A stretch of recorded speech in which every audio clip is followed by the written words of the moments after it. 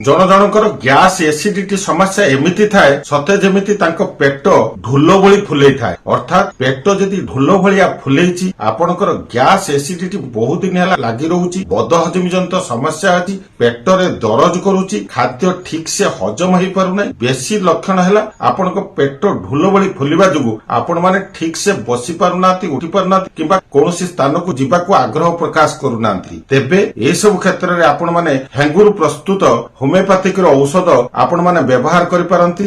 ଏସ୍ଫେଟିଡା 30 ଏହାକୁ 1 ଚାମଚ ପାଣିରେ 4 ଠୋପା ସକାଳୁ ଦିପହରେ ସନ୍ଧ୍ୟା ଖାଇବା ପୂର୍ବରୁ ନିୟମିତ ଭାବରେ ଖାଇକି ଦେଖନ୍ତୁ। ଦେଖିବେ ପ୍ରଥମ ଦିନରୁ ହିଁ ଆପଣ ରେଜଲ୍ଟ ଅନୁଭବ କରିପାରିବେ। 7 ଦିନ ଭିତରେ ଏ ସମସ୍ୟା ସମ୍ପୂର୍ଣ୍ଣ ଛାଡି ଯାଇଥିବ। ଏହାକୁ କିଛି ଦିନ ଲଗାତାର ବ୍ୟବହାର କରନ୍ତୁ। ଦେଖିବେ ଆପଣଙ୍କର ଏଇ ଯୋଉ ପେଟ ଫୁଲା ସହ ଆପଣଙ୍କର ଯୋଉ ଗ୍ୟାସ୍ ଏସିଡିଟି ବା ବଦହଜମି ସମସ୍ୟା ରହିଥିଲା ସମ୍ପୂର୍ଣ୍ଣ ଉପଚାର ହୋଇଯାଇଥିବ। ଆପଣମାନେ ଖୁସିରେ ଥାନ୍ତୁ। ପୁଣି ଦେଖା ହେବା ନେକ୍ସଟ ଭିଡିଓରେ।